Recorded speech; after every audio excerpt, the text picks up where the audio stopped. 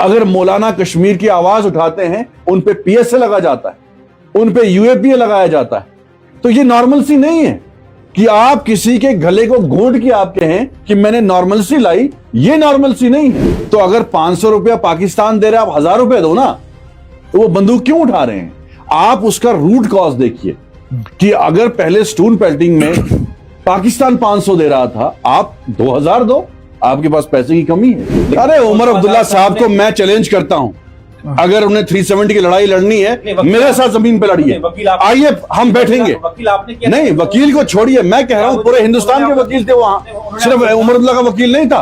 करण गोपीनाथ ने लड़ाई नहीं लड़ी 370 की, उन्होंने रिजाइन नहीं दिया। क्या बात कर रहे हैं आप? नहीं, हमने लड़ाई नहीं लड़ी। कहां था उमर अब्दुल्ला? गुलमर्ग में घूम रहा था, लंदन में आज घूम रहा है। सलमान निजामी ने जंतर मंतर में प्रोटेस्ट किया। आप ये इल्जाम लगाए कि वकील हमारा, हम देख रहे हैं वकील, देखिए वकील, सोशल मीडिया पे आपने सुनिए, उमर अब्दुल्ला साहब ने वकील किया, आपके थे उनके थे 20 से 25 हमारे वकील थे। वो कहते हैं हमारे वकील। अब जिसके भी थे अब मुझे बताइए, अगर वकील कोई भी था वहां, करण गोपीनाथ आईएएस ऑफिसर, आप लोग ये कहते हैं कि सुनिए, आपने सवाल किया ना, जवाब सुप्रीम कोर्ट वापस नहीं दे सकता है। हमने अरे मैं इनवाइट करता हूं उमर अब्दुल्ला साहब को। मैं जैसे हमने लड़ाई लड़ी पार्लियामेंट में, अकबर लोन साहब क्यों खामोश थे? टुलिप गार्डन और निशात गार्डन और मुगलों का चैप्टर आप जो है वो सिलेबस से खत्म कर रहे हो, लेकिन वहाँ मुगल गार्डन में ही आप बिठाना है आपको, जितने भी टूरिस्ट आना है उनको कश्मीर में।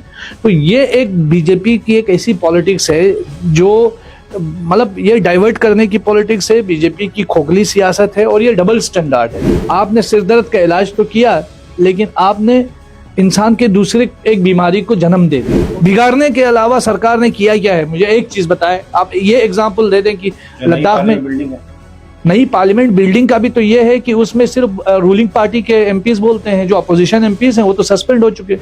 लैंड डिविजन ऑर्डर आया जब बिल्डोजर चल रहे थे, कहां थे उमर अब्दुल्ला साहब? कहीं दिखे रोड पे आपको? कहां थी महबूबा मुफ्ती? कहीं रोड पे दिखी?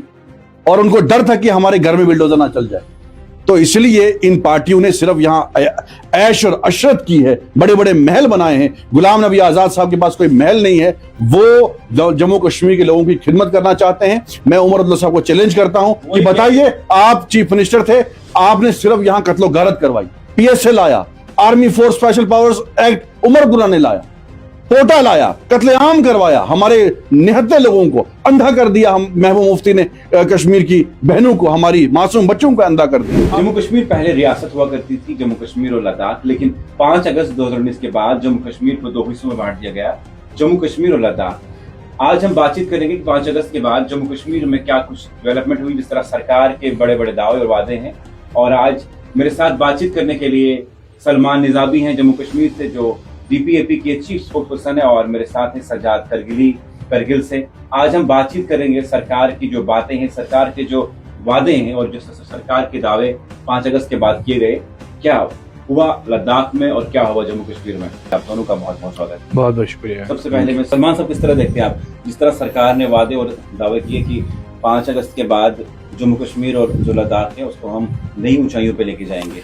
अब मुझे मेरा सवाल सुनिए, जम्मू कश्मीर को लेकर क्या आप सेटिस्फाई हैं जो 5 अगस्त के बाद जम्मू कश्मीर में सरकार ने कामकाज किए? इस तरह कश्मीर में सरकार ने कहा कि हमने पत्थरबाजी बंद की, कश्मीर में टूरिस्ट में हाईएस्ट रिकॉर्ड पे टूरिस्ट आए कश्मीर में, जम्मू कश्मीर बढ़ रहा है, उसकी और डेवलपमेंट हो रही, तरक्की हो रही है। किस तरह देखते हैं इन चीज़ों का आप?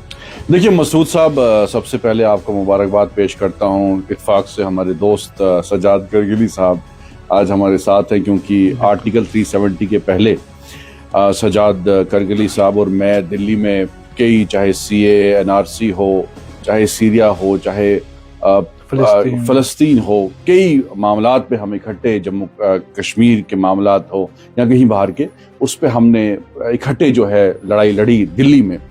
और जो आपसी भाईचारा था, जो यूनिटी थी, चाहे जम्मू कश्मीर हो या लद्दाख के लोग हैं। आज सर्दियों का मौसम है, किस तरीके से लद्दाख के लोग जम्मू आते थे और यहाँ की इकनॉमी को बूस्ट मिलता था, यहाँ के दुकानदारों को फ़ायदा मिलता था। सजाद साहब, आप मुझे बताइए कि आपके जो एमपी हैं वही क्या कहते हैं कि जम्मू कश्मीर में और जो लद्दाख है, ये जब जम्मू कश्मीर के साथ था तब इसको कोई दर्जा नहीं था, जो वहाँ के लोग हैं उनको कोई हक नहीं मिलता था, लेकिन जब 370 को हटाया गया तो जो लद्दाख के लोग हैं उनको पूरे हकूक मिल गए। लेकिन आप कहीं ना कहीं उसको अपोज कर रहे हैं। ऐसा क्यों है? क्या आपको सरकार ने जो कामकाज किए वो नहीं दिख रहे हैं, देखिए, या फिर आपको आपका वो मन बना के रखा कि बीजेपी पॉलिसी को अपोज करना है? नहीं, ऐसी बात नहीं है मसूद साहब। एक चीज़ मैं बताऊंगा, 5 अगस्त 2019 जब हुआ तो लद्दाख के अंदर 2 अलग अलग नज़रियात हमारे लोगों के थे। लेह में जश्न हो रहा था क्योंकि वहाँ एक लंबे समय से डिमांड थी कि हमें यूनियन टेरिटरी बनाया जाए, मगर विथ लेजिस्लेचर उनकी डिमांड थी। और करगिल में ये डिमांड थी कि हम आर्टिकल 370 के एब्रोगेशन के ख़िलाफ़ है, स्टेट के बाइफर्केशन के ख़िलाफ़ है। लेकिन 5 अगस्त 2019 के बाद जैसे कि एक तरफ प्रोटेस्ट हुआ है, दूसरी तरफ जश्न भी हुआ, लेकिन एक टाइम गुजरने के बाद लोगों ने रियलाइज़ किया कि जो हमारे पास सेफगार्ड थे, जो लैंड का सेफगार्ड था, जो जॉब सेफगार्ड थी, जो हमारे पास, जो हमारी आइडेंटिटी आज तक इतनी प्रिजर्व रही, वो सब 370 और स्पेशल स्टेटस की वजह से रही। और आज लद्दाख जो है वल्नरेबल हो गया है। और यही वजह है कि पिछले 3 साल में आपने पूरे जम्मू का erstwhile state of Jammu Kashmir की बात करें तो सबसे ज़्यादा प्रोटेस्ट लद्दाख में हुए, जहां लोगों ने सर्दियों में धरने दिए, प्रोटेस्ट किए, एहतजाज किए। और ये वो लोग नहीं हैं, ये बहुत सारे वो लोग हैं जिन्होंने बीजेपी को वोट दिया, बीजेपी के एमपी को वोट दिया। और आपको मैं बताऊं, हमारे जो लेह एपेक्स बॉडी जो इस वक्त है, उसकी जो लीडरशिप है वो ऐसे अफराद के हाथ में है जो माजी में बीजेपी के रहे हैं, बीजेपी की तरफ से इलेक्शन कंटेस्ट किया, एमपी रहे, और बीजेपी जब यूटी बनी तो बीजेपी के प्रेसिडेंट रहे। लेकिन क्या वजह है कि उनको भी सड़क पे उतरना पड़ा, उनको भी इख्तलाफ करना पड़ा। 2020 मई में पहला जो लद्दाख में प्रोटेस्ट हुआ वो उस वक़्त के चीफ एग्जीक्यूटिव काउंसलर जो थे वो बीजेपी के थे, उसको गवर्नर ऑफिस के बाहर, राजनिवास के बाहर वो धरने पे बैठे। तो ऐसा नहीं है कि बीजेपी से कोई अलग सी परेशानी है लोगों को, बीजेपी से मुखालिफत। फायदे हुए कुछ आपके? मुझे तो नहीं लगता है कि कुछ फ़ायदा हुआ। अगर फ़ायदा होता तो लद्दाखी लोग सेलिब्रेट कर रहे होते। आज लद्दाख के लोग जो है, आज आपको मालूम है कि एमएचए में हमारी एक हाई पावर कमेटी बनी हुई है, 2 बार हम बातचीत के लिए जा चुके हैं। अगर बीजेपी से प्रॉब्लम होती तो सरकार से बात भी नहीं होती, लेकिन ऐसी कोई बात नहीं है। बात यह है कि जो पॉलिसीज अडॉप्ट की गई सरकार की तरफ से, जो लद्दाखियों के साथ वादा किया गया कि एम्पावरमेंट होगा, आज लद्दाख में कोई वॉइस नहीं है, लद्दाख की कोई रिप्रेजेंटेशन नहीं है, आपके पास असेंबली नहीं है। जम्मू कश्मीर में जब थे तो आपके पास कम से कम एक चीफ मिनिस्टर को चुनने का अधिकार हुआ करता था, आपकी नुमाइंदगी थी। आज आपके पास कौन सी नुमाइंदगी है? आज आप वॉइसलेस हैं, ब्यूरोक्रेसी के हाथ में आप असीर हो चुके हैं, ब्यूरोक्रेसी अपना दबदबा चला रही है। जम्मू कश्मीर की है, लेकिन सलमान साहब, आर्टिकल 370 जो फैसला है हटाना सही है गलत है?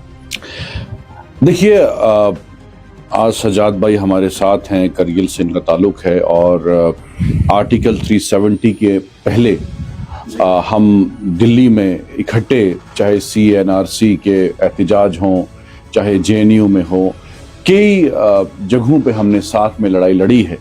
और वहाँ भी हमने ये आवाज़ उठाई थी कि भाई जिस तरीके से 370 को टेररिज्म के साथ रिलेट किया गया था वो बेबुनियाद साबित हुआ। सबसे पहला बयान बीजेपी की तरफ से ये आया कि जम्मू कश्मीर में मिलिटेंसी जो है ख़त्म हो जाएगी, जो ज़मीनी हकीकत से परे है, अलग है। क्योंकि आप देखिए आज पीर पंचाल रीजन में सिविलियंस की किलिंग हुई, आर्मी की। नहीं, लेट मी कंप्लीट। पार्टी किसी को क्यों पॉइंट आउट करते हैं मिलिटेंसी खत्म नहीं हुई?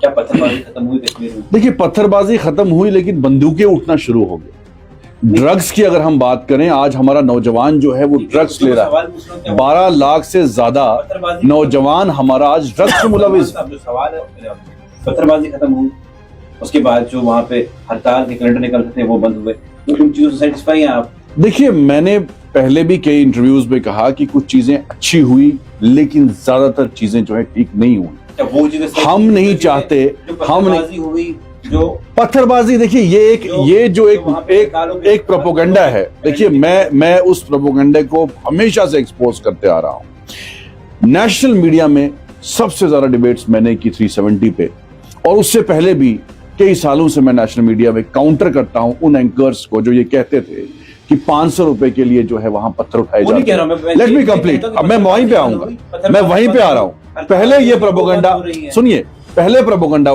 ये चला कि 500 रुपए में जो है पत्थर उठाते हैं।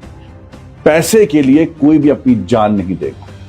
अगर सरकारें बीजेपी की थी, अगर वहां पत्थर कोई उठा रहा है, आप कह रहे हैं कि आज बंदूक लोग उठा रहे हैं क्योंकि वहां नौजवानों को जो है पाकिस्तान स्पॉन्सर कर रहा है। आज बीजेपी स्ट्रांग है, आज मेजॉरिटी में है, तो अगर 500 रुपया पाकिस्तान दे रहा है, आप 1000 रुपए दो ना। तो वो बंदूक क्यों उठा रहे हैं? आप उसका रूट कॉज देखिए कि अगर पहले स्टोन पेल्टिंग में पाकिस्तान 500 दे रहा था, आप 2000 दो, आपके पास पैसे की कमी है, लेकिन रिजल्टमेंट क्यों है? ड्रग्स की तरफ क्यों जा रहे हैं नौजवान? आज अनएम्प्लॉयमेंट का रेट आप देखिए, हम आज -5 पे आ चुके हैं। पहले रोजगार मिलता था, जब गुलाम नबी आजाद साहब चीफ मिनिस्टर थे, उस वक्त एक पॉलिसी बनी कि अगर हमारे नौजवान जो है उन्होंने बंदूकें उठाई, उनको हमने एक मौका दिया कि भाई आइए सरेंडर करिए, आपको हम रोजगार देंगे। बहुत से मिलिटेंट्स ने आजाद साहब के सामने सरेंडर किया और ये एक्सेप्ट किया कि नहीं, हमसे गलती हुई, अब हम अच्छे रास्ते पे आएंगे। एक तरफ से आप दिल्ली में प्रोपेगेंडा करते हैं कि हर कश्मीरी मिलिटेंट, हमारे कश्मीरी पंडित भाइयों के साथ गलत हुआ, हम मानते हैं, लेकिन उसके साथ साथ कश्मीरी मुसलमानों के साथ भी नाइंसाफी हुई, कश्मीरी सिखों के साथ भी नाइंसाफी हुई, उनका कत्ल भी हुआ। आज सिलेक्टिव किलिंग्स हाल ही में हो रही। अब आप कहते हैं भाई हड़तालें नहीं होती थी, अब मैं कह रहा हूं कि हमारे दौर में सिलेक्टिव किलिंग्स नहीं हो रही थी।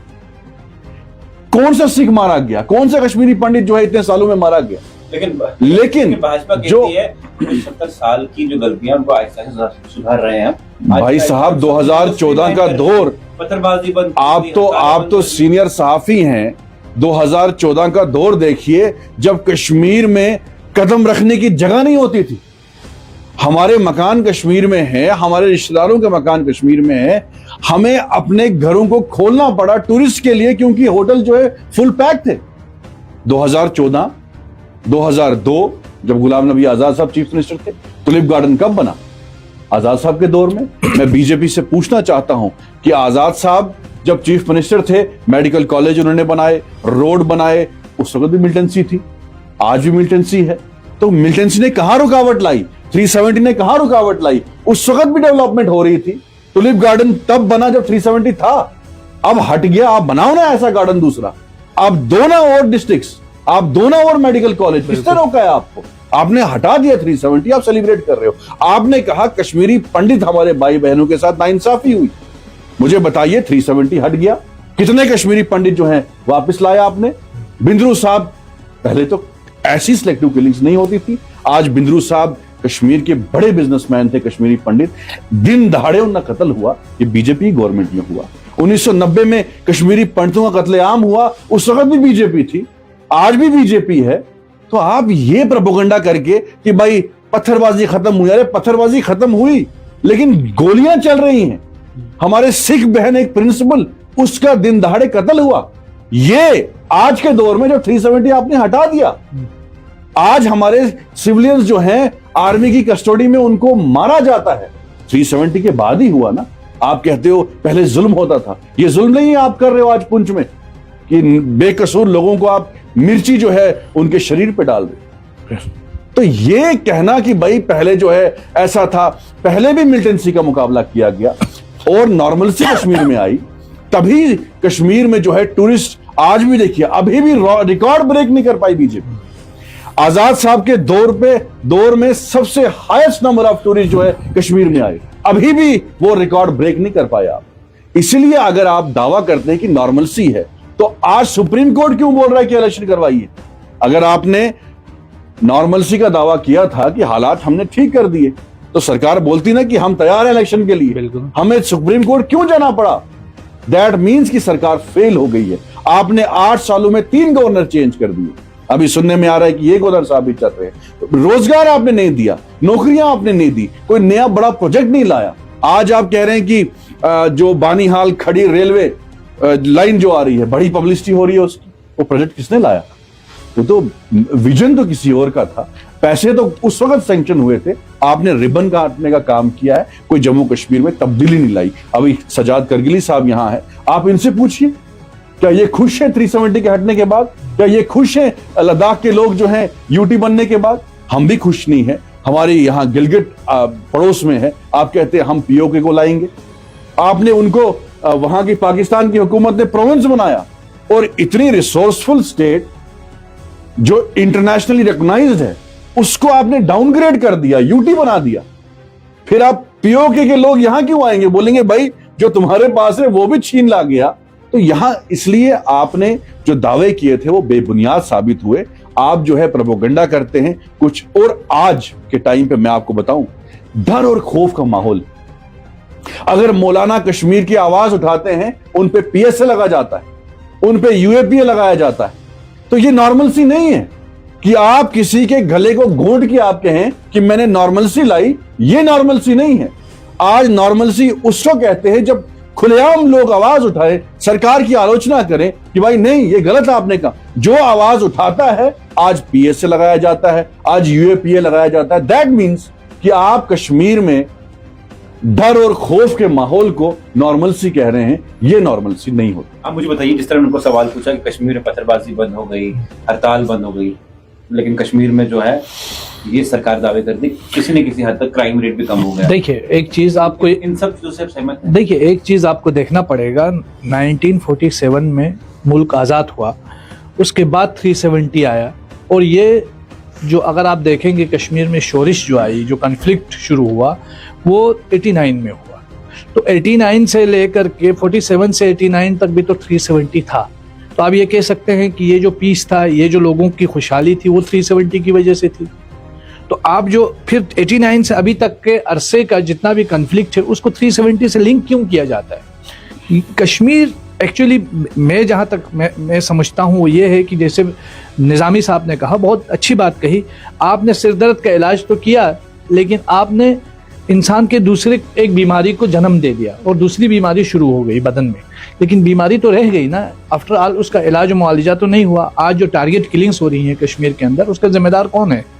आज जो पुंछ में हालिया दिनों हमने देखा कि जो इनकाउंटर हुआ, तो उसकी जिम्मेदारी कौन लेगा? अगर पिछले 30-40 सालों की जो जिम्मेदारी है वो जितनी भी पॉपुलर गवर्नमेंट्स आई उनके ऊपर लगती है, तो इस जिम्मेदारी को भी इस सरकार ने एक्सेप्ट करना चाहिए। तो मुझे लगता है गवर्नमेंट को इस वक्त लोगों को ऑन बोर्ड लेने की जरूरत है। लेकिन आपके जो एमपी वो तो ये कहते हैं पार्लियामेंट में कि तो लद्दाख नहीं, हमारे एमपी जी, हमारे एमपी साहब का बयान तो आपने सुना होगा। वो कह रहे थे कि मैं सोपूर गया, वहां के दुकानदार ने कहा कि कश्मीर में इलेक्शन नहीं होने चाहिए। और ये पहला एमपी होगा जो अपने ही इलाके में स्टेटहुड की मुखालिफत कर रहा है, असेंबली की मुखालिफत के लिए। असेंबली ठीक नहीं है। तो आप हिंदुस्तान में कोई ऐसा मेंबर पार्लियामेंट दिखाए जो कहे कि मेरे इलाके में जो लोगों को रिप्रेजेंटेशन मिल रही है मैं उसका मुखालिफ हूँ। तो ये हमारे एमपी की बात तो मुझे लगता है कि वो बिल्कुल एक यूनिक उनका परसेप्शन है सोचने का और बोलने का। हमारे एमपी साहब ने अभी हाल ही में कहा कि जो वंचित लोग हैं पीओके से आए हुए, उनको जम्मू कश्मीर असेंबली में जो है वो अब यहाँ पे रिजर्वेशन मिलेगी, उनको अलग से सीटें रिजर्व की जाएंगी। और कहने लगे कि मेरे लद्दाख में भी जो तुर्तुक का रीजन है वहाँ से भी पीओके से लोग आए हैं, तो आप उनको दे दीजिए ले हिल काउंसिल के अंदर रिजर्वेशन। अपने यहाँ रिजर्वेशन नहीं देंगे लेकिन जम्मू कश्मीर में रिजर्वेशन पर ताली बजाएंगे। तो ये एक डबल स्टैंडर्ड वाली पॉलिटिक्स है। मेरा ये कि वो ये भी कहते हैं कि जो लद्दाख के लोग हैं उनका जो हक था, वो जो अब्दुल्लाज हैं, मुफ्तीज हैं, उन्होंने मार के रखा हुआ था, उनको हक नहीं मिल रहा था। मुझे तो नहीं लगता है कि अब्दुल्ला और मुफ्तीज ने कोई हक मारा हो, क्योंकि लद्दाख को 2 एमएलएस लद्दाखी लोग चुन के भेजते थे। वो कांग्रेस से भी चुनते थे और नेशनल कॉन्फ्रेंस से चुनते थे, पीडीपी से लोग चुन के भेजे जाते थे। एमएलसीज होते थे, वो जो भी सरकार पावर में आती थी वो लोग चुनते थे। मेंबर पार्लियामेंट ज्यादातर कांग्रेस ने जीत के वहां से भेजा है, बीजेपी ने 2 बार जीता है। तो उसमें अब्दुल्लाज और मुफ्तीज का या XYZ किसी का भी क्या रोल है? वो तो डेमोक्रेसी में ये है कि कल को अगर जम्मू कश्मीर के अंदर फ्री एंड फेयर इलेक्शन होते हैं, जिसकी तवक्का बहुत कम है, अगर होता है तो आप यकीन मानिए कि बीजेपी को कितने % लोग वोट देंगे। लेकिन जिस तरह का माहौल है, जिस तरीके का एक सप्रेशन लोगों का किया हुआ है और एक तरीके के से लोगों की जो बोलने की आज़ादी है लोगों से छीन ली गई है। जिस तरह सलमान भाई ने कहा कि आप अरब लोगों को लाके तो SKICC में बिठा रहे हो और कह रहे हो कि अब्दुल्लाज ने यहाँ तबाही मचाई है। SKICC और टुलिप गार्डन और निशात गार्डन और मुगलों का चैप्टर आप जो है वो सिलेबस से ख़त्म कर रहे हो, लेकिन वहाँ मुगल गार्डन में ही आप बिठाना है आपको, जितने भी टूरिस्ट आना है उनको कश्मीर में। तो ये एक बीजेपी की एक ऐसी पॉलिटिक्स है जो मतलब ये डाइवर्ट करने की पॉलिटिक्स है, बीजेपी की खोखली सियासत है और ये डबल स्टैंडर्ड है। कहने के लिए कुछ नहीं है। आज लद्दाख के अंदर लोग रिक्रूटमेंट को लेकर तरस रहे हैं। पिछले 4 साल में एक गेजेटेड पोस्ट लद्दाखी किसी को नहीं मिला है। पिछले 4 साल में लद्दाख में पब्लिक सर्विस कमीशन नहीं है। तो ये एक जो सियासत है जो एक्सपोज हो रही है, इसीलिए लोग परेशान हैं, लोग सड़कों पे हैं, लोग एहतजाज कर रहे हैं। जिस तरह आपने बात की, जो मुगलों की हिस्ट्री को लेके बात करूंगा मैं आपको, जिस तरह आजकल कुछ चैप्टर्स निकाल दिए मुगलों के, और ये भी कहा जाता है अब ये जो ताजमहल है उसका शायद नाम बदल दिया जाएगा। ये बहुत सारी चीजें हैं। आपको लगता है ये किस तरह इशारा करते हैं और ये क्यों हो रहा है? ये कमजोर लोगों की अलामत है बेसिकली, जिनके पास अपना कोई लॉजिक नहीं है, लोगों को देने के लिए डिलीवरी कुछ भी नहीं है, तो वो इसी तरह की सियासत करेंगे ना। आप मुगलों को हटाएंगे, आप बोलेंगे अब्दुल्लास ने सारी खराबी की, मुफ्तीस ने सारी खराबी की, या गांधीस ने सारी खराबी की। ठीक है, आप अगर किसी की मुखालिफत कर रहे हैं तो उसकी पॉलिसीज पे करें, उसके जो पास्ट में उनकी जो एक्टिविटीज़ है उसको लॉजिकली आप साबित करें ना। जिस तरह निज़ामी साहब ने कहा कि आप पीओके की बात करते हैं और आप लद्दाख से रिप्रेजेंटेशन छीन रहे हैं, जम्मू कश्मीर से रिप्रेजेंटेशन छीन रहे हैं, तो जाहिर सी बात है इस वक्त जो मुगलों का जो कंट्रीब्यूशन है वो आप उसको फरामोश तो नहीं कर सकते हो ना, वो हमारी हिस्ट्री का एक हिस्सा है। आप कैसे उसे इग्नोर कर सकते हो? और अगर आप इग्नोर करेंगे, जाहिर सी बात है जो आप जितने भी बाहर से लोगों को बुला रहे हैं इन्वेस्टर्स के नाम पे, अरब जितने भी दोस्तों को बुला रहे हैं, उनको तो आप मुगल गार्डन में घुमा रहे हैं, उसको आप चश्मेशाही में घुमा रहे हैं, उसी को आप SKICC में रख रहे हैं। अपना बनाया कुछ नहीं है। कोई एक ऐसी चीज बताए कि जो इन 4 सालों में गवर्नमेंट ने बनाई हो, बिगाड़ने के अलावा सरकार ने किया क्या है? मुझे एक चीज बताएं। आप ये एग्जांपल दे दें कि लद्दाख में नई पार्लियामेंट बिल्डिंग का भी तो ये है कि उसमें सिर्फ रूलिंग पार्टी के MPs बोलते हैं, जो अपोजिशन MPs हैं वो तो सस्पेंड हो चुके। अमित शाह साहब ने कहा कि जो नेहरू है और जो शेख अब्दुल्ला है उनकी गलती हुई, हमने जो है POK को खोया। इस तरह देखो 1947 में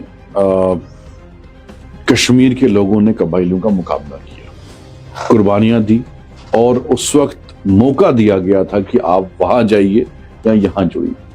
तो यही एक, जिस तरीके से आज हिंदुस्तान की 9 रियासतों में यह कानून है कि बाहर का शख्स वहां नौकरी नहीं कर सके, बाहर का शख्स वहां जमीन ना खरीद सके, तो यही यकीन दिहाई दी थी उस वक्त नेहरू जी ने कि भाई आपको हम स्पेशल स्टेटस देंगे, आप हमारे साथ जुड़ जाइए। तो ये यकीन था। देखिए जिस तरीके से राम मंदिर का फैसला आया, अगर आप सुप्रीम कोर्ट की जजमेंट देखें तो सुप्रीम कोर्ट की जजमेंट में कहीं भी लिखा नहीं है कि भाई वहां मंदिर था। उन्होंने ये वहां एक लाइन लिखी कि लोगों के सेंटिमेंट्स को मद्देनजर रखते हुए हमने ये फैसला लिया। जो हिस्टोरिकल जो एविडेंस था वो नहीं पाया गया वहां। यह देखा गया कि पूरे हिंदुस्तान में लोगों का सेंटिमेंट्स को देखते हुए हमने ये फैसला लिया है। ऐसे ही सेंटिमेंट्स जो है, इमोशंस जो हैं 370 के साथ जुड़े हुए। उस वक्त लोगों ने कुर्बानियां दी और कबाइलियों का मुकाबला किया, हिंदुस्तान का साथ दिया, क्योंकि आपने कहा था उस वक्त, यकीन दिलाया था कि हम आपको इख्तियार देंगे, आप बाकी रियासतों से स्पेशल जो है होंगे। तो यही एक इमोशनल कनेक्ट था 370 के साथ, जो आज भी देश की 9 रियासतों में, खासकर नागालैंड, अगर आप नागालैंड जाएंगे तो वहां का कॉन्स्टिट्यूशन अभी भी अलग है। नागालैंड के लोग देश का एंथम नहीं गाते, जो जनगण मन है, उनका अपना एंथम आज भी है। तो अगर आप 1 नेशन 1 लॉ की बात करते हैं तो जम्मू कश्मीर से आपने कानून क्यों हटाए? नागालैंड से भी हटाइए। तो यही जो हिपोक्रेसी बीजेपी की है वहां ये एक्सपोज होते हैं। ये भी कहा जाता है कि जो 370 था उसकी वजह से जो यहाँ के रिफ्यूजीज थे, जो यहाँ के OBCs थे, या जो बाकी समाज के लोग हैं, उनको हक नहीं मिल रहे थे। जो जम्मू कश्मीर की बेटी थी उसको हक नहीं मिल रहा था। देखिए मैं अपने हक नहीं हक क्या दिलवाए? देखिए मैं आपको बताऊं, पहले भी रिप्रेजेंटेशन होती थी। आज भी कहते हैं हमारे बहुत से कश्मीरी पंडित भाई जो हैं MLCs रहे हैं, बहुत सी हमारी जो बहनें हैं, महिलाएं हैं, जब हम कांग्रेस में थे, कांग्रेस की हुकूमत में उनको रिप्रेजेंटेशन मिलती थी। लेकिन जिस तरीके से आपने मेन दावे, मैंने पहले आपको कहा कि जो दावा बीजेपी ने किया था कि 370 जो है इससे जो है मिलिटेंसी खत्म हो जाएगी, एक जम्मू कश्मीर ऐसे दिखाया गया कि भाई जम्मू कश्मीर जो है यहाँ सिर्फ गुर्बत है, यहाँ बेरोजगारी है। नहीं, मैंने POK रिफ्यूजीज थी, OBCs थे, बाकी थे लोग थे, जो SC STs थे, उन सभी को तो हक दिलवा रहे हैं ये लोग। नहीं, हक तो पहले भी दिलवाया था। देखिए जिस तरीके से आज पहाड़ियों को और गुज्जर भाई बहनों को हमारे लड़ाया जा रहा है, ये एक मिसकंसेप्शन डाला जा रहा है। अभी तक बजट, मुझे लगता है ये अब आखिरी बजट है, कुछ दिनों में 1 फरवरी और 15 फरवरी के बीच में ये आखिरी बजट है इलेक्शन से पहले। तो वहां साफ हो जाएगा कि भाई आपने जो है पहाड़ी स्टेटस उनको देना है या नहीं देना है। तो मैंने आपको कहा कि रिप्रेजेंटेशन पहले भी दी जाती थी, आज भी दी जाती है, लेकिन जिस तरीके से आप एक को रिप्रेजेंटेशन देते हैं, दूसरों का हक मार देते हैं, ये रिप्रेजेंटेशन नहीं है। हमने सबकी बराबरी की, हमने कश्मीर के लोगों को भी उतना रिप्रेजेंटेशन दिया, जम्मू के लोगों को भी उतना रिप्रेजेंटेशन दिया। तो ये जो सिलेक्टिव रिप्रेजेंटेशन आप कर रहे हैं कि एसटी, एससी, पहाड़ी, गुज्जर, ये लड़ाई पहले हिंदू मुस्लिम पे लड़ाई थी, अब जो है मुसलमानों के अंदर लड़ाई हो रही है, हिंदुओं के अंदर लड़ाई हो रही है, भाई इस जात को रिप्रेजेंटेशन मिलेगी, इस जात को रिप्रेजेंटेशन। तो हमारा ये मानना है अगर आपने रिप्रेजेंटेशन देनी है तो सबको बराबरी का हिस्सा मिलना चाहिए। रेफ्यूजी सिर्फ पीओके के नहीं है, रेफ्यूजी तो बाकी भी हैं। अभी आप कश्मीरी पंडितों की बात कर रहे हैं, मैंने मेरे एक करीबी दोस्त थे इसमें माइग्रेंट सेल में जम्मू के, उन्होंने मुझे डेटा दिखाया। उन्होंने कहा कि भाई कश्मीरी मुसलमान भी सैकड़ों की तादाद में उस वक्त 1990 में जम्मू आए, अभी तक उनको कोई कंपनसेशन नहीं मिला, अभी तक उनको कोई राशन नहीं मिल रहा है। तो वो भी तो माइग्रेंट है ना। तो आप एक कम्युनिटी को जो है कह रहे हैं कि भाई इस कम्युनिटी ने सफर किया है, अरे सिखों ने भी तो सफर किया, मुसलमानों ने भी सफर किया, तो आप क्यों आपसी लड़वाई? यही आपने जम्मू कश्मीर के लोगों को लद्दाख से अलग कर दिया।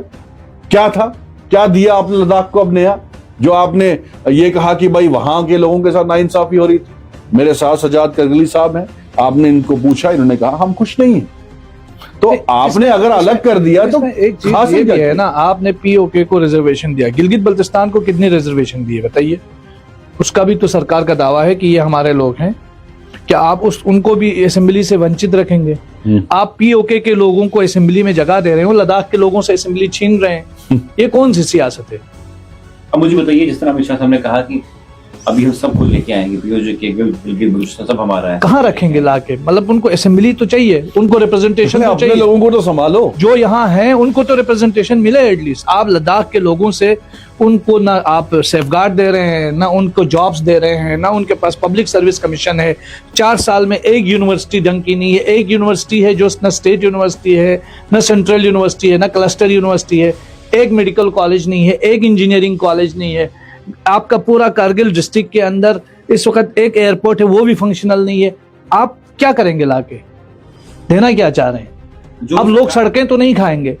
जो 370 के बाद डोमिसाइल सर्टिफिकेट आई, क्या आपको लगता है कि किस हद तक सही फैसला सरकार का? देखिए, डोमिसाइल उन्होंने जम्मू कश्मीर को दे दिया। लद्दाख में तो LRC एक लद्दाख रेजिडेंट सर्टिफिकेट जो लेह एपेक्स बॉडी और KDA ने लड़कर सरकार से ले लिया, और तब जाके जो हमारे जो लोकल नॉन गेजेटेड पोस्ट है उसको रिजर्व कर दिया, और आज तक गेजेटेड रूल्स है ही नहीं। और आप ये बताएं कि लद्दाख में जहाँ ना कोई कॉलेज है, जहाँ ना कोई यूनिवर्सिटी है, जहाँ ना कोई इंजीनियरिंग कॉलेज है, वो सबसे ज्यादा डिपेंडेबल कहाँ है? जम्मू कश्मीर पे डिपेंडेबल है। जम्मू, या तो वो जम्मू में एडमिशन लेते थे हमारे लोग, वो इकोनॉमिकली वायबल भी होता था। लेकिन आज जम्मू कश्मीर अलग होने के बाद यहाँ के डोमिसाइल की वजह से ना यहाँ एडमिशन मिलता है, ना यहाँ नौकरियां मिल रही हैं। और आप लद्दाख के अंदर आपके पास कोई रूल ही नहीं है, ना पब्लिक सर्विस कमीशन में हमारे लोग हैं, ना लद्दाख का अलग पब्लिक सर्विस कमीशन बन रहा है। तो जाहिर सी बात है लद्दाख के लोगों के साथ तो बिल्कुल विश्वासघात हुआ। ये तो बिट्रायल है, एक तरह की ह्यूमिलिएशन है। तो ये दावे जो है ये खोखले दावे हैं जिसकी कोई हकीकत नहीं। एक हिल काउंसिल है जो लेह में है, करगिल में, जिनके पास अपने पास कोई कानून नहीं। मैं नहीं कहता, खुद हिल काउंसिल के चेयरमैन हजरात खुद अक्सर बोलते हैं कि भाई उनका स्टेटमेंट है कि भाई हम डिसएम्पावर हो गए हैं। उनके पास तो कोई पावर नहीं है, पावर चंद ब्यूरोक्रेट्स हैं उनके हाथ में दे दिया है।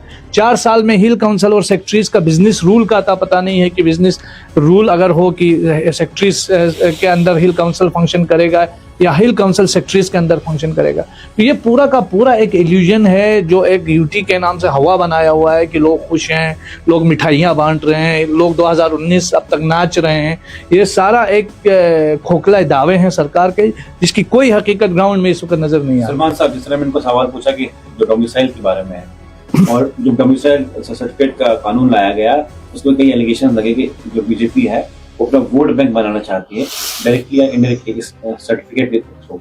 आप किस तरह देखते हैं? देखिए, 370 के बाद जो है काफी कॉलोनीज भी बनाई गई, बाहर के लोगों को यहाँ बसाने का काम किया गया, हमने उस पर आवाज भी उठाई। बीजेपी, मैंने पहले आपको उसके साथ इलेक्शन का जो है जोड़ा कि बीजेपी अभी तक इलेक्शन क्यों नहीं करवा रही। बीजेपी कमजोर क्यों है ग्राउंड पे। अगर आपके साथ जम्मू के लोग होते तो आपको बाहर के लोगों का सहारा नहीं लेना पड़ता, आपको डोमिसाइल बनाने की जरूरत नहीं पड़ती। तो जो पहचान थी, मैंने आपको कहा जम्मू कश्मीर का स्टेट सब्जेक्ट जो था वो एक हमारा इमोशनल और सेंटिमेंटल कनेक्शन था। तो इसीलिए हमारी एक पहचान जो पाकिस्तान ने या चाइना ने नहीं दी थी, वो हिंदुस्तान की गवर्नमेंट, सरदार पटेल, जवाहरलाल नेहरू और महात्मा गांधी और सभी लीडरों ने, जो महात्मा गांधी का तो स्टेटमेंट आया उस वक्त कि जब पूरे हिंदुस्तान में आग लग रही थी, मुझे उम्मीद की किरण सिर्फ कश्मीर से नजर आ रही है, जो एक मुस्लिम रीजन था। तो कश्मीर के लोग, कश्मीर के मुसलमान पाकिस्तान तो नहीं गए, उस हैदराबाद के मुसलमान पाकिस्तान गए। तो यही इमोशनल एक कनेक्ट था और एक वादा आपने किया और उसी यकीन के तहत आपके लोग जो है कश्मीर के आपके साथ जुड़े, उनको आप पे भरोसा हुआ। पाकिस्तान भरोसा जो है हासिल करने में नाकाम हुआ क्योंकि उनको लगा कि भाई हिंदुस्तान की हुकूमत ने हमें ये इख्तियार दिए, वही आपने इतने सालों के बाद वो इख्तियार छीन लिया। और जब वहां के लोग बंदूक उठा रहे हैं, आप कह रहे हैं कि ये बंदूक क्यों उठा रहे हैं, तो ये आपने एलिनेट किया। अब क्या चाहते हैं वहां के कश्मीर के लोग। अमित शाह साहब बोलते हैं कि भूल देंगे 370 को, आप 370 के बारे में बात नहीं कीजिए। नहीं, मैंने देखिए हमारी पार्टी के चेयरमैन गुलाम नबी आजाद साहब ने साफ कर दिया था कि भाई बीजेपी पे कोई यकीन नहीं कर सकता। एनसी और पीडीपी जो है वो लंदन में लड़ाई लड़ सकते हैं 370 के लिए, लेकिन हम प्रैक्टिकल बात करते हैं।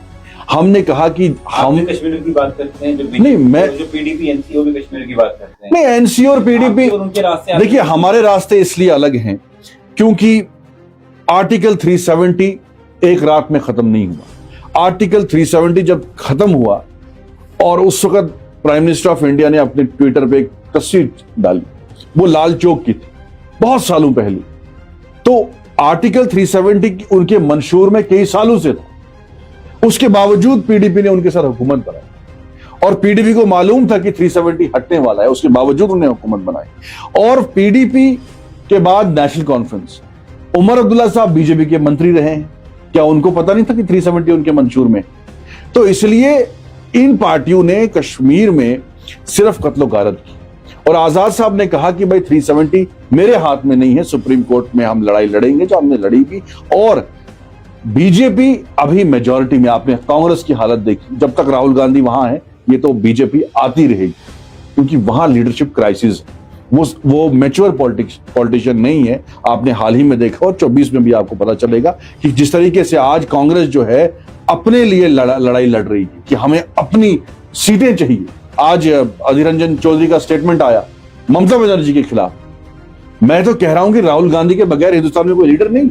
ममता बनर्जी को अगर आप पीएम फेस लाए, हम उनको सपोर्ट करेंगे। राहुल गांधी फेलियर है, बार बार उनको आप जो है फील्ड में ला रहे हैं और कह रहे हैं इसी को प्राइम मिनिस्टर बनाओ। जब तक राहुल गांधी हैं तब तक मोदी रहेंगे। इसलिए हम आजाद साहब का जो एजेंडा है, जो उनका मकसद है, वो ये है कि भाई बीजेपी पे तो कोई भरोसा नहीं कर सकता, ये यकीन नहीं है कि बीजेपी 370 देगी, ना कांग्रेस देगी, क्योंकि कांग्रेस ने ही 370 पे जो है बीजेपी को सपोर्ट किया। कि एमपी थे, सुप्रीम कोर्ट के फैसले के बाद भी कांग्रेस ने बीजेपी को सपोर्ट किया और कांग्रेस भी कभी 370 वापस नहीं देगी। तो अगर जम्मू कश्मीर के लोग आजाद साहब को सपोर्ट करेंगे, वोट देंगे और चीफ मिनिस्टर बनाएंगे, तो कानून जो है जिसमें नौकरियां और जमीनें हमें मिलनी चाहिए, वो कानून हम जम्मू कश्मीर की असेंबली में ला सकते हैं। उसमें ना हमें बीजेपी की जरूरत है, ना पार्लियामेंट की जरूरत है, ना सुप्रीम कोर्ट की जरूरत है। तो 370 में ये दो मेन चीजें थी। वो जम्मू कश्मीर के लोगों को यकीन है कि आजाद साहब ने डेवलपमेंट करनी है, कॉलेज बनाने हैं,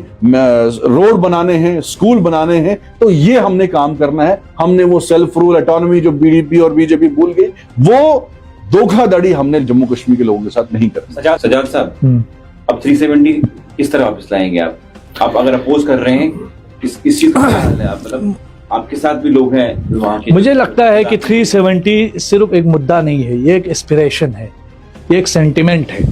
और जब तक जम्मू कश्मीर लद्दाख है तब तक ये सेंटिमेंट रहेगा। बीजेपी को 70 साल लगे 370 हटाने में, हमें इसको हो सकता है कि वापस लाने में 70 साल लगे, लेकिन ये एक सेंटिमेंट जब तक जिंदा है तब मुझे नहीं लगता है कि एक डिसीजन से, क्योंकि ये पहला डिसीजन भी नहीं है और मुझे नहीं लगता है कि ये आखिरी डिसीजन भी है 370 का। तो वक्त ज़रूर आएगा, क्योंकि वो उमर अब्दुल्ला साहब ने एक बार बहुत एक खूबसूरत कश्मीरी वो फ्रेज़ उन्होंने कहा था कि